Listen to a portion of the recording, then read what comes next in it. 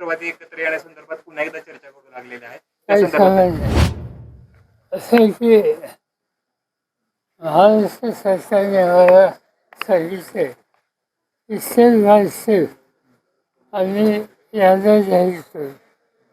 त्याला आणखी 15 दिवस आम्ही वाट बघू आणि त्याच्यानंतर प्रतिक्रिया देऊ. नीट संदर्भात आंदोलन मागे शिक्षण मंत्र्यांचा राजीनामा झाला, मात्र गुन्हे मागे घेण्यास सरकार नाही म्हणतंय. विद्यार्थ्यांची मागणी आहे, आंदोलकांची मागणी आहे की गुन्हे मागे घ्यावे.